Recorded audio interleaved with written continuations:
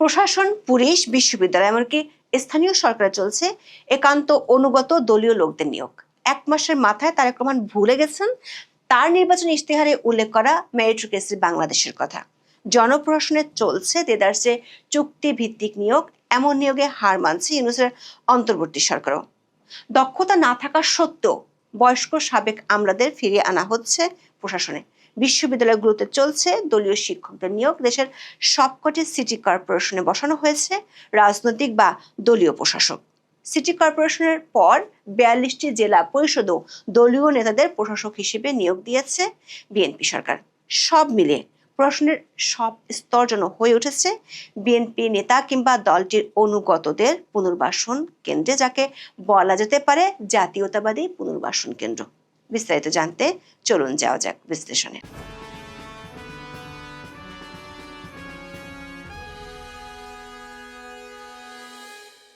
বাংলাদেশে 2024 সালের অগস্টে আওয়ামী লীগ সরকারের পতনের পর দেশের সব সিটি কর্পোরেশন, জেলা পরিষদ, উপজেলা পরিষদ ও পৌরসভা মেয়রদের অপসারণ করেছিল অন্তর্বর্তী সরকার।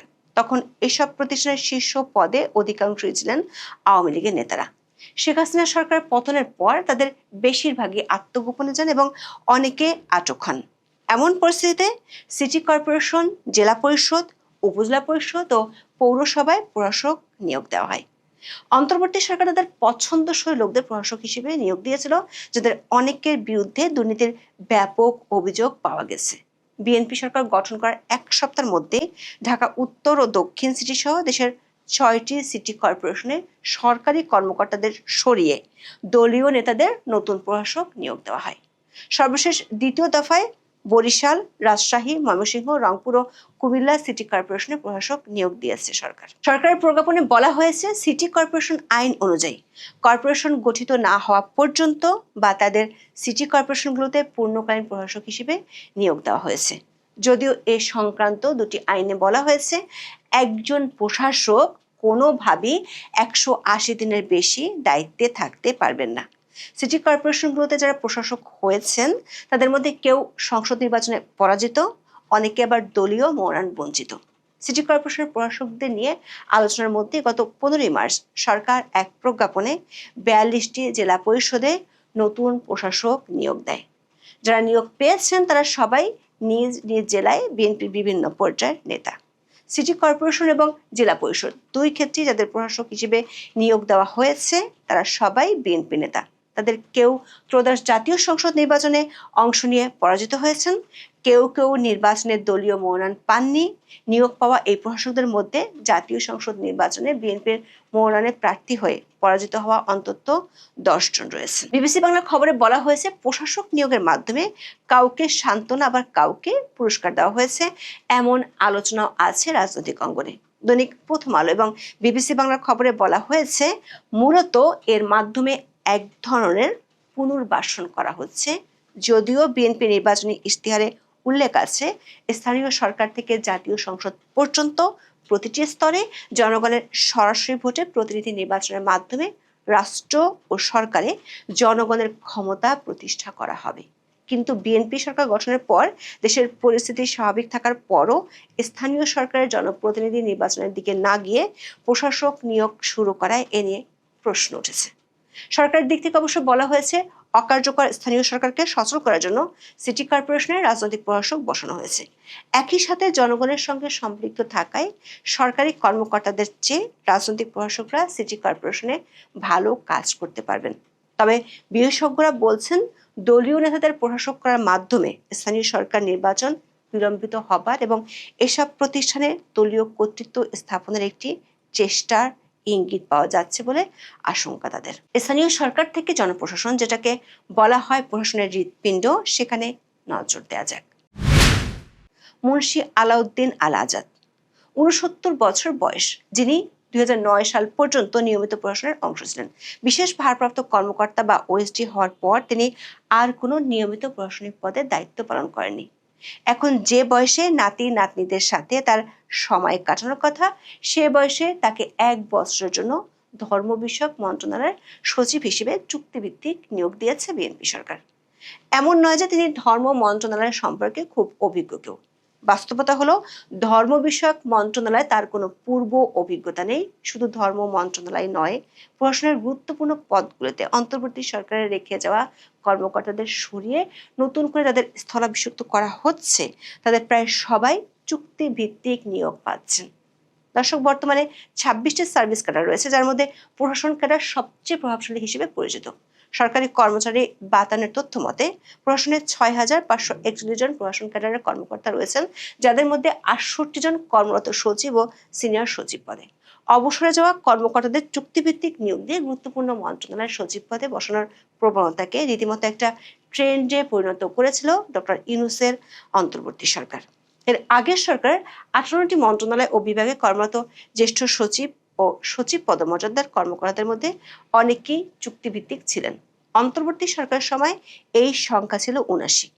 অন্তর্বর্তী সরকার গত 14 মাসে অন্তত 12 জন সচিব ও সিনিয়র সচিবকে প্রশাসনের সর্বোচ্চ গুরুত্বপূর্ণ পদগুলোতে চুক্তিভিত্তিক নিয়োগ দেওয়া হয়েছে।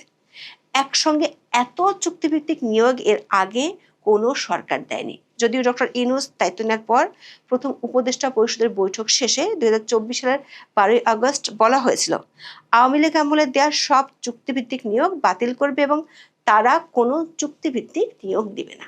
অন্তর্বর্তী সরকারের সময় 18 মাসের বেশি সময় ধরে বিভিন্ন পদে চুক্তিভিত্তিক কর্মকর্তা থাকায় পদোন্নতির স্বাভাবিক চক্র ভেঙে পড়েছিল। এতে কেবল একটি নয়, পরপর কয়েকটি ব্যাচ ক্ষতিগ্রস্ত হয়।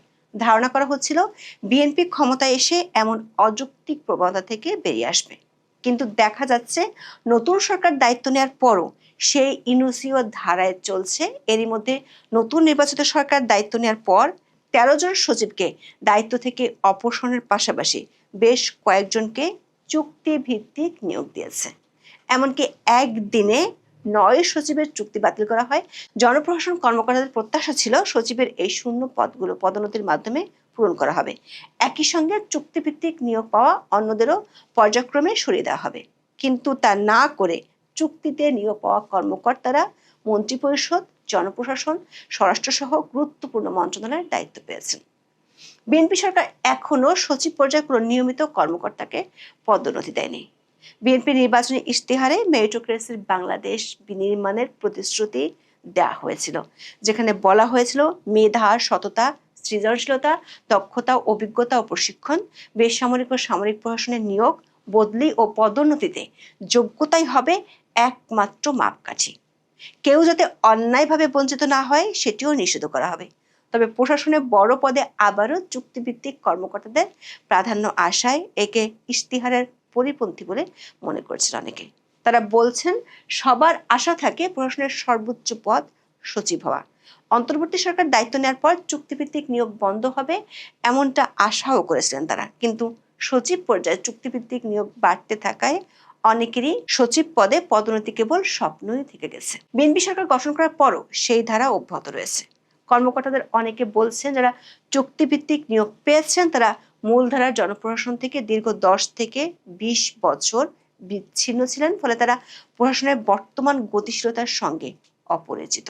চুক্তিভিত্তিক নিয়োগের এমন প্রসারের কারণে প্রশাসনের নিয়মিত কর্মকর্তাদের মধ্যে অসন্তোষ ও হতাশা তৈরি হয়েছে। কর্মকর্তাদের মতে চুক্তিভিত্তিক সচিব নিয়োগের কারণে কয়েকটি সমস্যা তৈরি হয়। প্রথমত, চুক্তিভিত্তিক নিয়োগের কারণে সচিব পদগুলো দীর্ঘ সময়ের জন্য ব্লক হয়ে যাচ্ছে। এতে পদোন্নতির স্বাভাবিক ধারা বাধাগ্রস্ত হয়, ফলে যোগ্য অনেক কর্মকর্তার পদোন্নতির সুযোগ কমে আসছে। দ্বিতীয়ত, এতে প্রশাসনের নিয়মিত কর্মকর্তাদের মধ্যে হতাশা তৈরি হয়। দীর্ঘদিন চাকরি করেও শীর্ষ পদে ওঠার সুযোগ অনিশ্চিত হয়ে পড়ে। বিশেষ করে প্রশাসনে আগামী 1 বা 2 বছরের মধ্যে যারা সচিব ও অতিরিক্ত সচিব পদোন্নতি পেতে চান, নতুন করে চুক্তিভিত্তিক নিয়োগে ওইসব ব্যাচের কর্মকর্তাদের মধ্যে ক্ষোভ ও হতাশা বাড়ছে। একটি সচিব পদে চুক্তিভিত্তিক নিয়োগ হলে নিচের দিকে 3 থেকে 4 জন কর্মকর্তা পদোন্নতি বঞ্চিত হন। এতে প্রশাসনে হতাশার সৃষ্টি হয়ে কাজে স্থবিরতা নেমে আসে। তৃতীয়ত, প্রশাসনের পেশাদার কাঠামো দুর্বল হওয়ার আশঙ্কা থাকে, কারণ অনেক সময় সংশ্লিষ্ট মন্ত্রণালয়ের অভিজ্ঞতা ছাড়াই কর্মকর্তাদের গুরুত্বপূর্ণ দায়িত্ব দেওয়া হয়। সরকারি চাকরি আইন 2018 অনুযায়ী সরকার প্রয়োজনে অবসরপ্রাপ্ত কর্মকর্তাদের চুক্তিতে পুনরায় নিয়োগ দিতে পারে। তবে বিশ্লেষকদের মতে প্রশাসনিক অভিজ্ঞতার চেয়ে রাজনৈতিক আস্থার বিষয়টি বেশি গুরুত্ব পাচ্ছে। জনপ্রশাসন বিশ্লেষকদের মতে সরকার গুরুত্বপূর্ণ প্রশাসনিক পদগুলো নিজের নিয়ন্ত্রণে রাখতে চায়, তাই এমন কর্মকর্তাদের দায়িত্বে বসাতে চায় যাদের উপর তারা আস্থা রাখতে পারে। এই কারণে অনেক সময় অবসরপ্রাপ্ত বা রাজনৈতিকভাবে ঘনিষ্ঠ কর্মকর্তাদের চুক্তিতে নিয়োগ দেওয়া হয়, যেটি এক ধরনের পুনর্বাসন ছাড়া আর কিছু নয়। পুলিশ প্রশাসনেও দলীয় পুলিশ কর্মকর্তাদের ফিরিয়ে আনার উদ্যোগ নিয়েছে নতুন সরকার। বিএনপি নেতৃত্বাধীন 4 দলীয় জোট সরকারের সময় বিভিন্ন ঘটনায় ব্যাপক আলোচিত হওয়া ও পরে আওয়ামী লীগ সরকারের সময় বরখাস্ত হওয়া পুলিশ কর্মকর্তা কোহিনুর মিয়ার দীর্ঘ 15 বছর পর আবার পুলিশের চাকরিতে ফেরত পাওয়ার খবর সংবাদ মাধ্যমের পাশাপাশি সামাজিক মাধ্যমে বেশ আলোচনার জন্ম দেয়। দেশের বিশ্ববিদ্যালয়গুলোতেও পুরনো ধারায় চলছে দলীয় অনুগত শিক্ষকদের ভিসি হিসেবে নিয়োগ। ঢাকা বিশ্ববিদ্যালয়, চট্টগ্রাম বিশ্ববিদ্যালয়, রাজশাহী বিশ্ববিদ্যালয় সহ দেশের 7টি বিশ্ববিদ্যালয়ে নতুন উপাচার্য নিয়োগ দেওয়ার সিদ্ধান্ত নিয়েছে সরকার। এছাড়া উচ্চশিক্ষা তদারকির দায়িত্বে থাকা সংস্থা বিশ্ববিদ্যালয় মঞ্জুরি কমিশনের চেয়ারম্যান পদেও পরিবর্তন আনা হয়েছে। সচিবালয়ে 16 মার্চ বিকেলে এক সংবাদ সম্মেলনে নতুন উপাচার্য ও ইউজিসির চেয়ারম্যান হিসেবে যাদের নিয়োগ দেওয়ার সিদ্ধান্ত হয়েছে তাদের নাম ঘোষণা করেন শিক্ষামন্ত্রী আনামা এহসানুল হক। দৈনিক প্রথম আলোর খবরে বলা হয়েছে, বিএনপি সরকার 7টি বিশ্ববিদ্যালয়ে যাদের উপাচার্য নিয়োগ দিয়েছে তাদের একজন দলের পদে রয়েছেন, বাকি 6 জন বিএনপিপন্থী শিক্ষকদের সংগঠনের সাবেক ও বর্তমান নেতা। অতীতেও এভাবে দলের অনুগত শিক্ষকদের সংগঠনের নেতাদের উপাচার্য নিয়োগ দেওয়া হতো।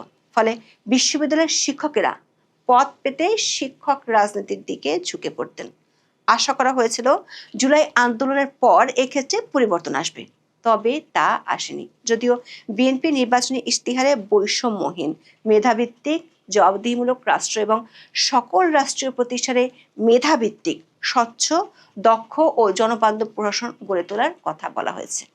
প্রশ্ন উঠেছে, বিএনপি নির্বাচনী ইশতেহার কি তাহলে শুধুই কথার কথা? প্রশাসন থেকে শুরু করে বিশ্ববিদ্যালয়ের সব স্তরে কি দলীয় লোকদের পুনর্বাসন কেন্দ্র হয়ে উঠবে? এখন এ পর্যন্ত। সবাই ভালো থাকুন, সুস্থ থাকুন, নিরাপদে থাকুন। দেখা হবে আগামী পর্বে।